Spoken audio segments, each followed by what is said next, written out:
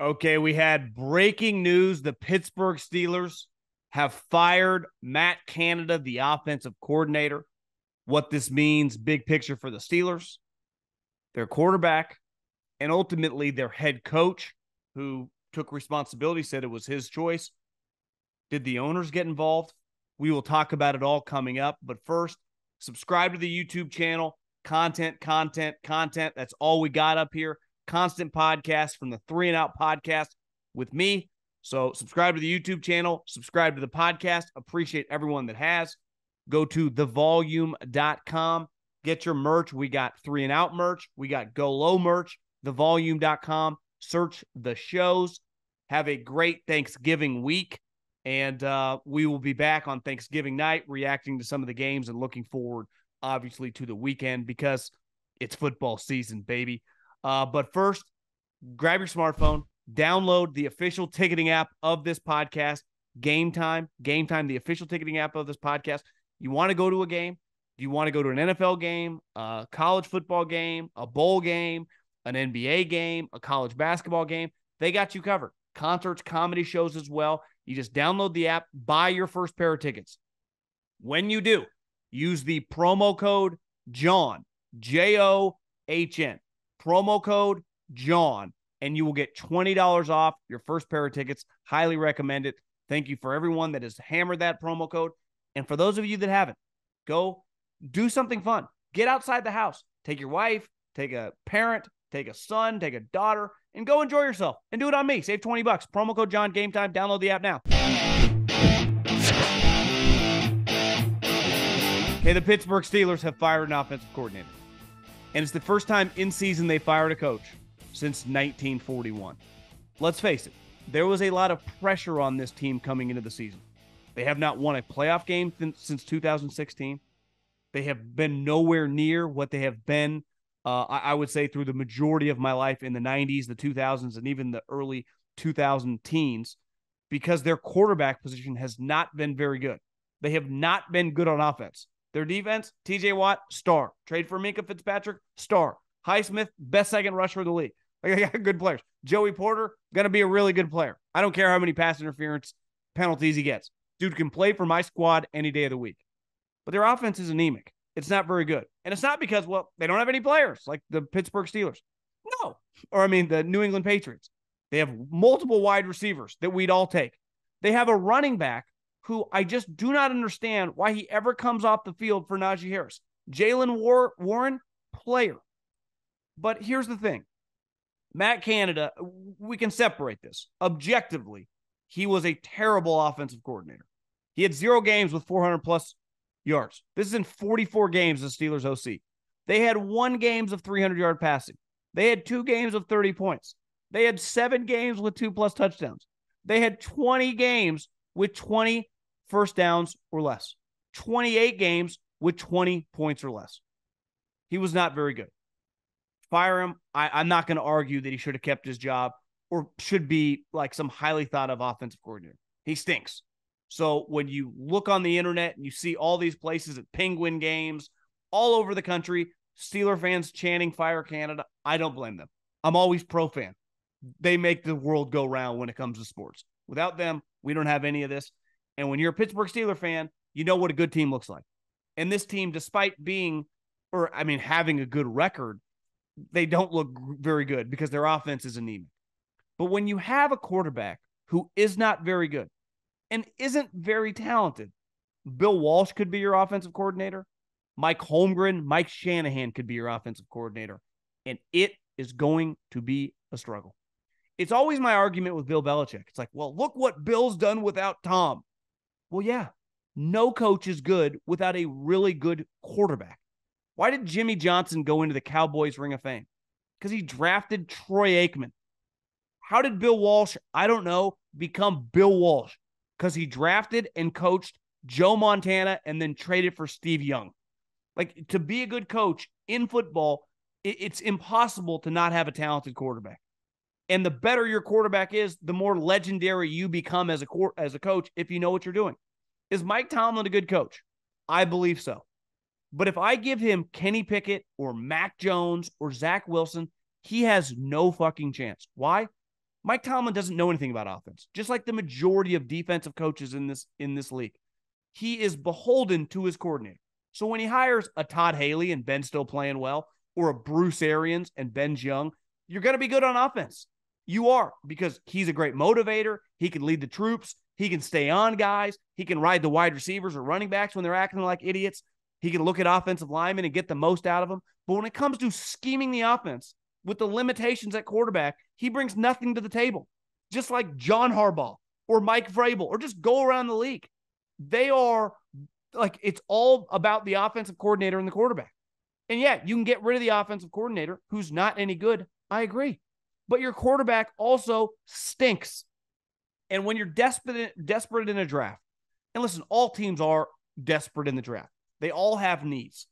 But when you force a position player, let's say a wide receiver, a corner, or whatever, and it doesn't work out, it usually doesn't derail you. But when you force a quarterback at 15, like the Patriots with Mac Jones, or 20, like the Steelers with Kenny Pickett, for that guy to ever be the best possible quarterback, everything has to go right for him. The talent around him has to be awesome. He has to stay in a good mindset. He obviously has to stay healthy. He needs a great offensive coordinator. He needs a good defense. One little bit of a curveball with this team, you're screwed. And most teams are not perfectly built with the salary cap. This is not 1993 and Eddie DeBartolo and Jerry Jones can just buy the squad. You're going to have holes. You're going to have limitations.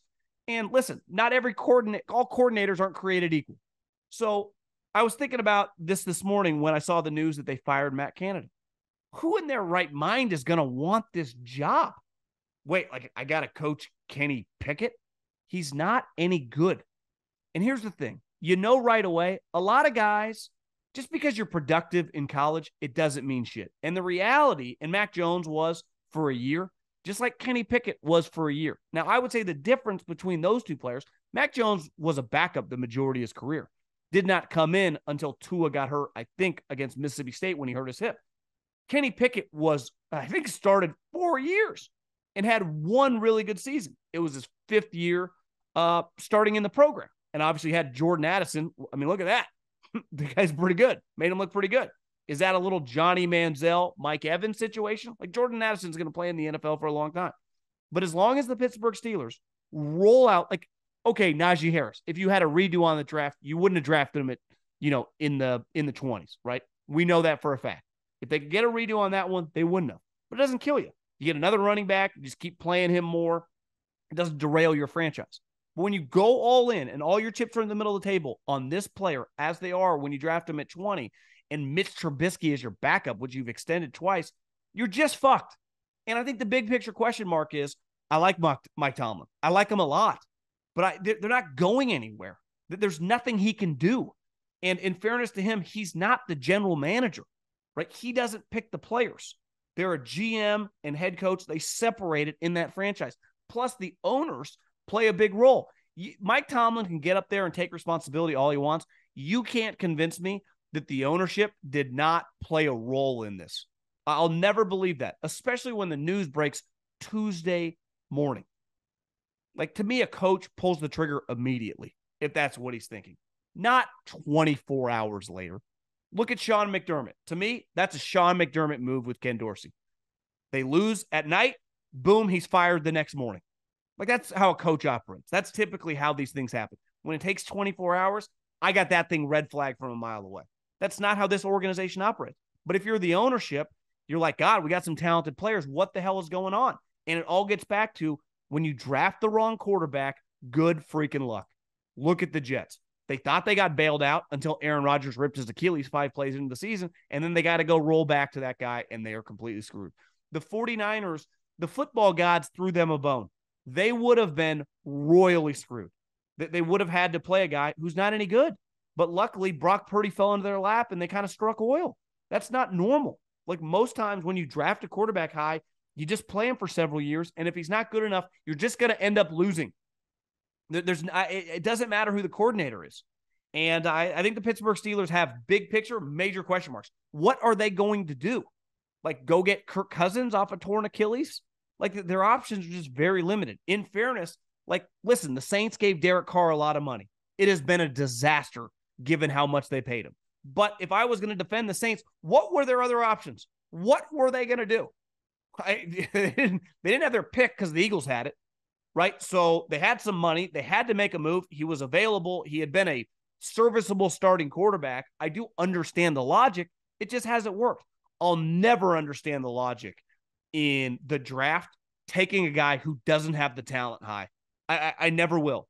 And I've argued with buddies of mine that are college scouting directors that say, what the hell's the difference? If you think the guy can be your starting quarterback and you're willing to take him in the second or third round, why wouldn't you take him in the first round? Well, there's economics behind it. What I have to pay the guy, the resources I have to invest in him. Like, well, he might not have been there when you drafted in the second round. Who fucking cares? Because the chances this guy's going to be an above average player, history would show us are low, especially when he lacks the talent. So I wasn't for the Mac Jones pick, and I wasn't for the Kenny Pickett pick, because when you take guys with limitations, like historically, the guys with quote unquote limitations don't go in the first round. Think about some of the guys in the NFL right now that had question marks coming out. Dak Prescott, Russell Wilson, even Drew Brees went in the second round. And I understand there's quarterback inflation. That's fine. That's part of the world we're living in. Just like us, when we go to the store, shit is very expensive. I just bought this honey baked ham for Thanksgiving. I swear to God, from the honey baked ham store, which is incredible. The same ham a couple years ago was half the price. But if I want that ham, that's what I have to pay for it. But one thing I know when I get that ham and I serve it on Thanksgiving, everyone's got a fucking smile on their face. Why? That honey baked ham from the honey baked ham store is elite. This is not a paid advertisement either. It doesn't get any better. But when you draft a guy with limited ability and then you start bitching and moaning 2 or 3 years later that he's not good enough, that's on you. Like, that is your problem.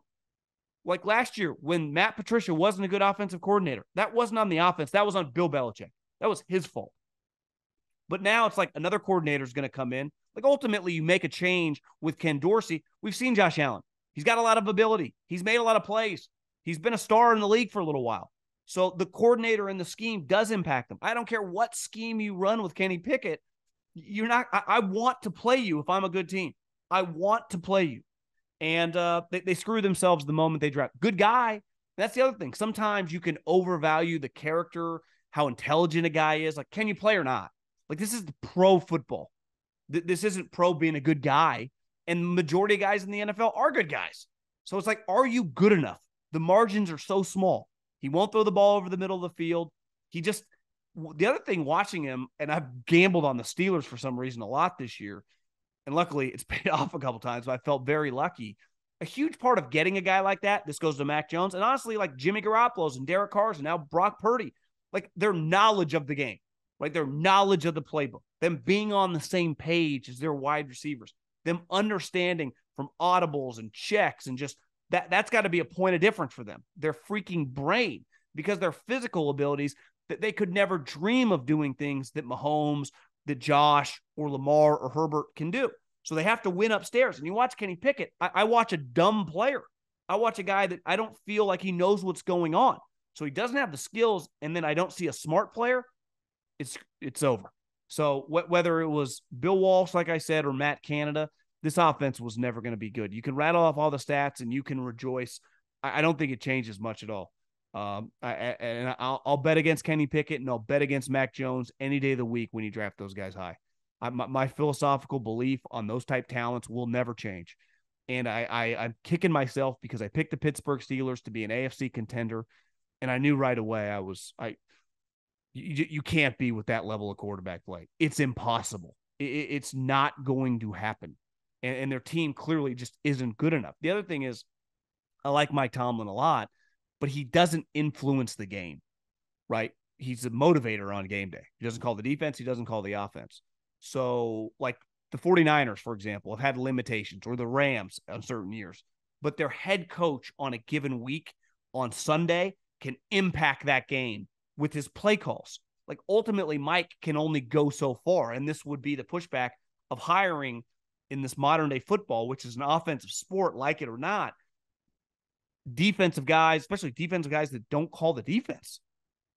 And you just have to wonder, like, no one's on scholarship in the private sector. I don't care what industry you work in. right? And listen, Tomlin's been very successful for them, but you have to wonder, like, would you think about it at the end of the season? If you end up going 9-8 and you miss the playoffs, or even if you make the playoffs as a 7th seed and are bounced easily, like, what's the point? What's the hamster wheel of this situation? Do you give him a chance to find, he had Roethlisberger forever, to maybe, right his wrong with the GM and try to bring in another quarterback? Or you just say, maybe it's time for a reset. Listen, I don't have the answer. I would struggle firing him, but I do think it's fair to ask that question today. There's so much to be thankful for: family, friends, food, and the NFL all week long. DraftKings Sportsbook is keeping your Thanksgiving week full of action. New customers can bet just $5 on the NFL action to score $150 instantly in bonus bets. No matter your appetite, there's something for you. Money lines, parlays, props, live bets, and so much more. You name it, they got it. So download the DraftKings Sportsbook app now and use the code JOHN. New customers can bet $5 on the NFL Thanksgiving action to score $150 instantly in bonus bets.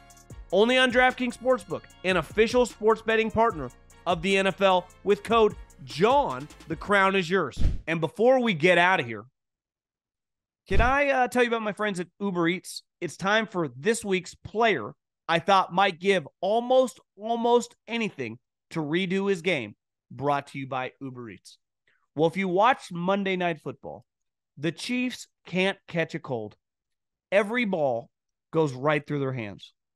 And Marquise Valdes-Scantling, who we've all watched for years because for a long time he played with Aaron Rodgers, and now he's playing with Patrick Mahomes. Like, if you're a wide receiver and I say, who'd you play with? You're like, Aaron Rodgers, Patrick Mahomes. Like, what a career you probably had. Well, I struggled to catch the ball. And regardless of all the drops, you get in a situation where you go deep, look like a skinny post or something, and you beat your man, and one of the great players in the history of the league puts an absolute dot on your hands. And you had to lay out a little bit, but you got to catch that ball. So regardless of all the other drops, if you catch that ball and put the team in position, even if you fall down immediately and they put them in position to score and you're a huge part of them winning the game, no one's really talking about the drops, but the ball. And listen, catching the football from these good guys is difficult, but you're a wide receiver. And if you can't catch the ball, it's very hard to play that position. Last time I checked, it's a major part of being a good wide receiver is being able to catch. Like, if you can't run, you're probably not going to be a good running back. If you're not a great tackler, doubt you're going to be a very good linebacker, right? If you can't catch, not sure I can roll you out as wide receiver. So to have that drop in that spot, in that marquee of a game with us all watching, I think Valdes-Scantling would be a guy that would like a little redo. So that was this week's Almost Anything Player of the Week. And you can order almost anything with Uber Eats, the official on-demand partner of the NFL. Order now.